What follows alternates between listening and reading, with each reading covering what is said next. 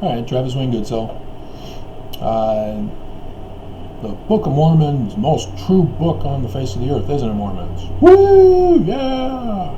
So let's go over the true church as it is compared with the Book of Mormon. We'll start with chapter 13 of 1st Nephi. And 4, verse 4. And it came to pass that I saw among the nations of the Gentiles, hey, that's America, we're Gentiles,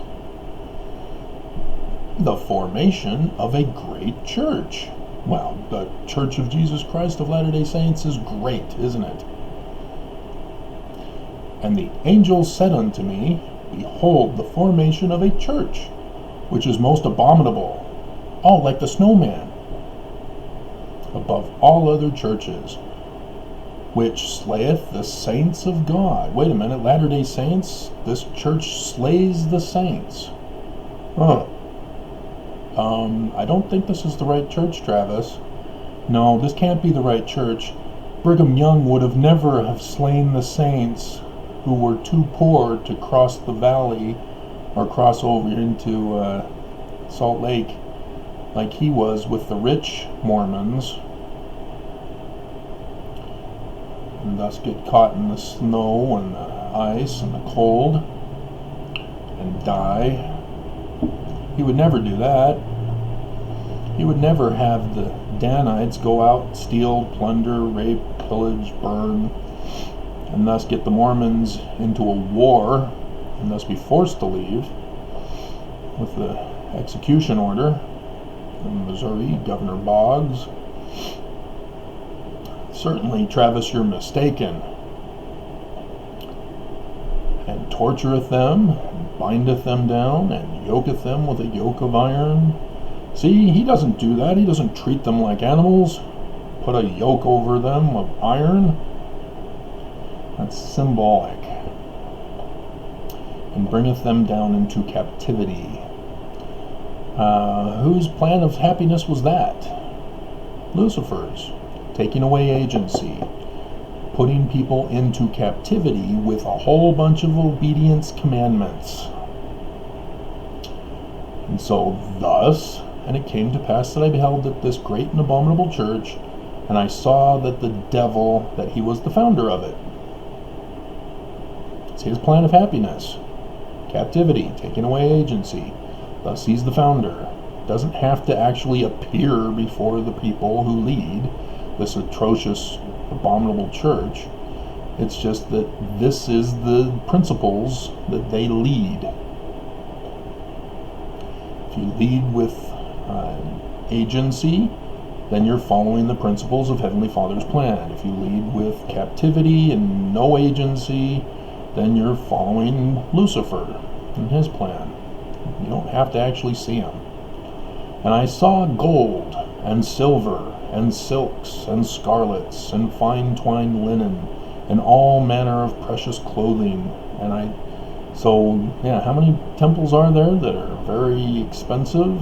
40 million for the little ones. That's why you have to have around 30,000 for a temple to be built in the community. They have to be tithe payers, obviously. And so, the church is filthy rich. That's exactly like this church here in the Book of Mormon. Filthy rich. The temples have gold, silver, silks, scarlets, fine twined linen, all manner of precious clothing. Very fine stuff in the temples. And I saw many harlots.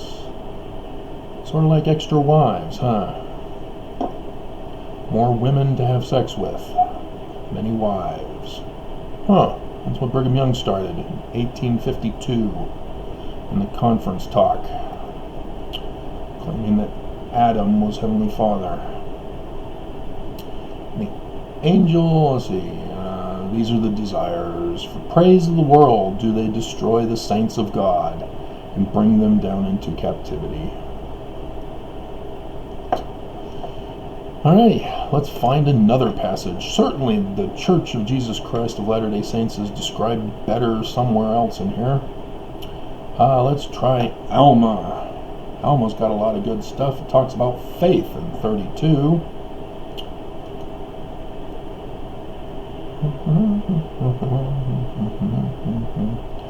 Okay, and they came unto Alma. These are the poor Zoramites. And the one who was foremost among them said unto him, Behold, what shall these my brethren do? For they are despised of all men, because of their poverty. Sort of like Governor Herbert, Mormon boy, leading Utah, under the direction of the Church of Jesus Christ of Latter-day Saints, where they shut down the shelter on Rio Grande that housed 1,100 homeless, and instead they were reluctantly forced to create 3 new shelters that totaled 700 beds. So 400 beds shorter, less than the original one with the 3 that they built.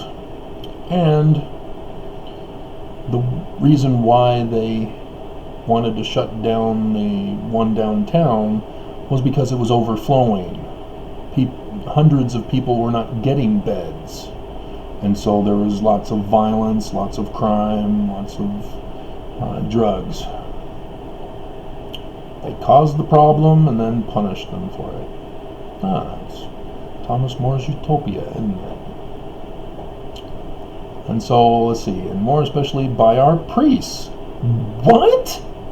The priests are neglecting the poor?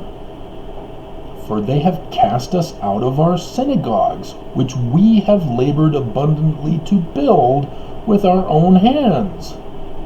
Wow. They build the synagogue, then when it's finished, they're out of work, they're now poor, and the priests say, oh, you're poor, you can't come in here, you're not paying a full tithe, you can't participate in the temple rituals. What? That's horrible. It's exactly what the church is doing, isn't it, Mormons? They have cast us out because of our exceeding poverty, and we have no place to worship our God. And of course, you don't need a place to worship God, but you do need a place to go through the temple rituals.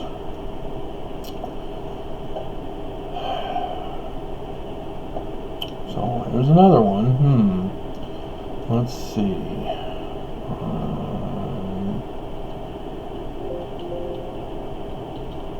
Tokens.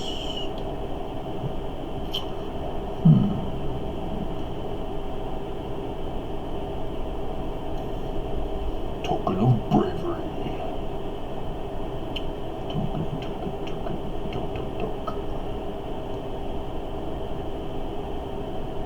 Nope, that's not the word.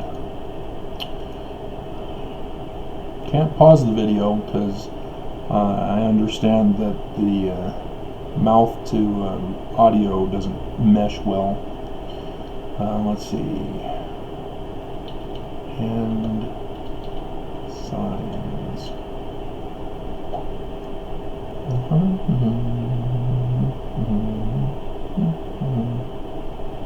Sign shall be given.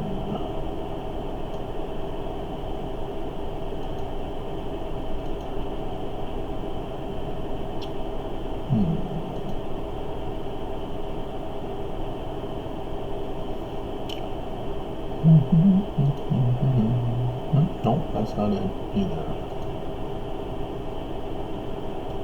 Let's try secret combinations.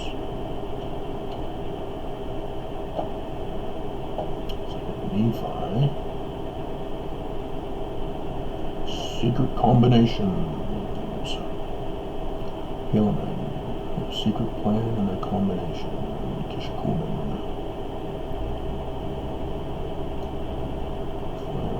Right. Oh, there goes the mailman.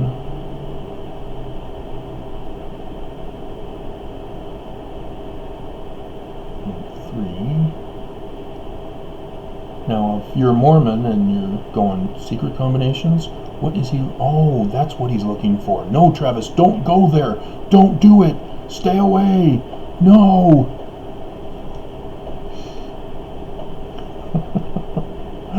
Because there's a fun verse that talks about the Gadianton robbers and the Kishkumen and the Kingmen.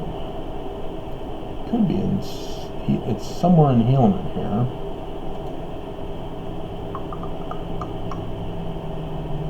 Their feet, poor and the meek, ripened. Wait a minute! I thought it was homosexuality that's supposed to have made a nation ripen for destruction. That's why the church is anti-homo. But here it's saying they turn their backs on the poor, ripening for an everlasting destruction? No! No! Ezekiel can't be correct! No! See, here the Lamanites hunted down again to Gadianton robbers, and I don't do that in the Nephites. Okay, let's see if I can go back.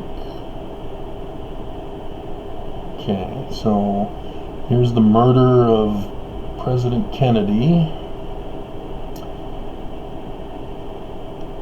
Book of Mormon's coded. Don't you look at my playlist? Object to murder. Rob in the game. Let's see, behold. And he gave unto him a sign. Therefore Kishkumen made known unto him the object of his desire. Desire to murder all who belong to the gang. Fell dead. So it must have been before this, where they were describing the signs. Or was it after?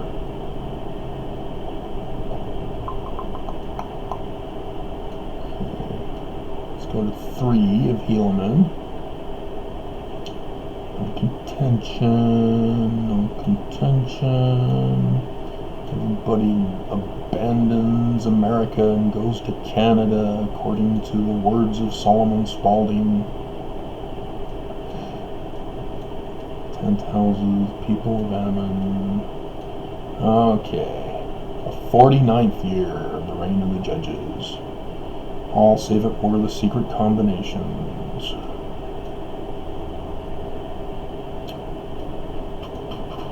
It must be earlier on when they first started. Mormons are going, whew, he can't find it. Awesome. Just don't check. Don't check at the end of Alma, Travis.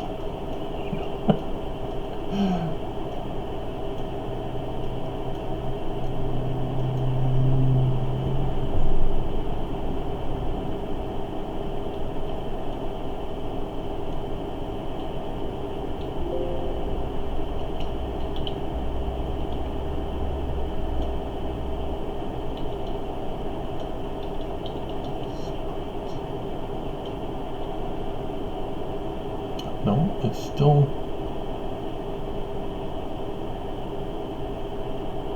apparently through days getting in bed when people's hearts are lifted up because it's so no. Okay, but Kishkumen who had murdered for there was one Gadianton who was expert in many words. Okay, we'll try this. Okay, for there was one Gadianton who in Helaman 2, who was exceedingly expert in many words, and also in his craft. Oh, we should talk about priestcraft Mormons, where you have to pay money to the priests who make it their living. So tithing, priestcraft, carry on the secret work of murder and robbery. Therefore he became the leader of the band of Kishkumen. Therefore he did flatter and also Kishkumen. Then judgment scene sought to destroy Helaman. by disguise, made his plans, gave unto him a sign. They don't have the footnote there. They purposely did that. Secret plan 8B. Secret combinations.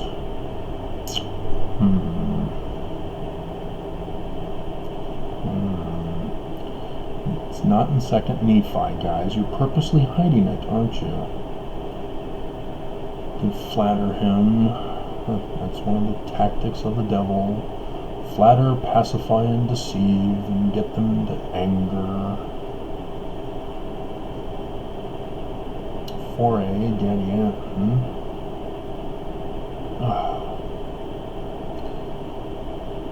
You guys. Secret combinations. Okay, stirreth up. We need to get to Ether. Plans of old. Mormon Secret Society of Gadian. Secret Oaths and Covenants. There we go. It was in 6. Okay, behold, those secret oaths and covenants did not come forth unto Gadianton from the records which were delivered unto Helaman. But behold, they were put into the heart of Gadianton by that same being who did entice our first parents to partake of the forbidden fruit. It wasn't forbidden. Sydney, you and your Campbellites. Okay, so I'd see again, he's pointing out it's inspiration. Where's your source of inspiration coming from? Is it to do good, or is it to do secret works and oaths and covenants of darkness? Okay, and they did build the church office building sufficiently high that they might get to heaven. You do understand, Mormons, that that's why the church office building was built? To fulfill prophecy of the watchtower. You know, Jehovah's Witnesses have their watchtower, Mormons have theirs too.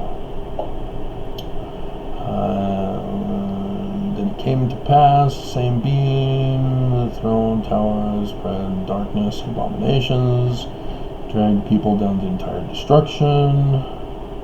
Okay, now those, I'm not saying that.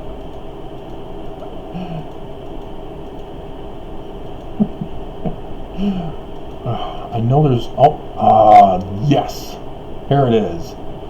Helaman, chapter 6, verse 22. And it came to pass that they did have their signs, yea, their secret signs, yea, their secret words, and this that they might distinguish a brother who had entered into the covenant. Sound familiar with the Temple Mormons? It was all Brigham Young who did that. It was not Joseph Smith. That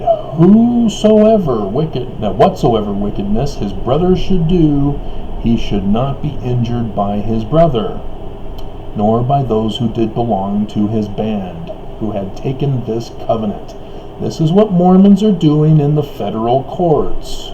They're protecting their brothers of the church, the head of the church, specifically, that they might murder, plunder, steal, commit whoredoms, and all manner of wickedness, contrary to the laws of their country, United States of America, and the Constitution, and also the laws of God.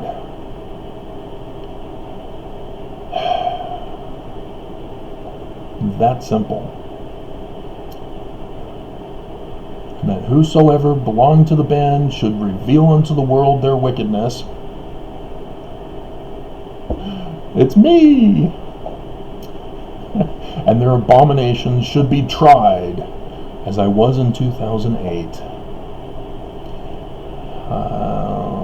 Not according to the laws of their country. Yeah, I wasn't put on trial. I was just disappeared. But according to the laws of their wickedness. As you notice, the clerk of the court is tampering with the docket.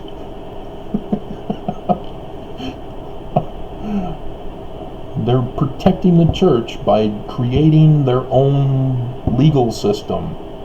in violation of the law. I won according to the laws of the federal court process and the laws of the land and the rules that were set forth for civil cases. I won. I played by the rules, and I beat them by their own rules. I'm not a lawyer. I beat them. It's their job, and I beat them. That's how humiliating it is for them. They're pissed. And Mormons are pissed at me if they knew what I had just done. Because the church has to quit now, according to the request for relief. The church either says, here's the keys, Travis, it's now yours, we're going off to prison. Or they say, okay, here's a check, Travis. And all the temples, all the churches, everything shut down for good. BYU shut down.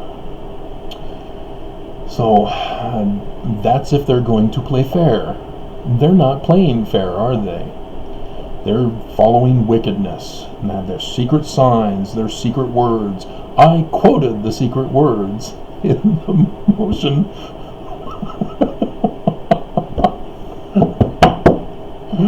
Yeah! Mormons got busted by one of their own. I told you guys, the gloves are off. So,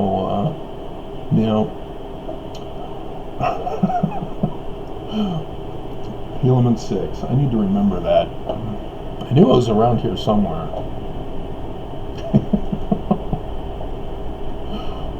Get out, Mormons. You cannot do wickedness. What does the Book of Mormon say about doing wickedness? Wickedness never was happiness. Do you really want to be miserable? In fear of how people are going to view you? It's going to be made worse if you get caught for being with the church that was corrupt.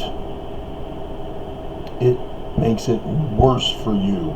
Oh, you're a part of that corrupt church. You're one of them. Get a rope. That's what's going to happen, Mormons. The church is going to be a curse and a byword. And you can't live like that. So leave.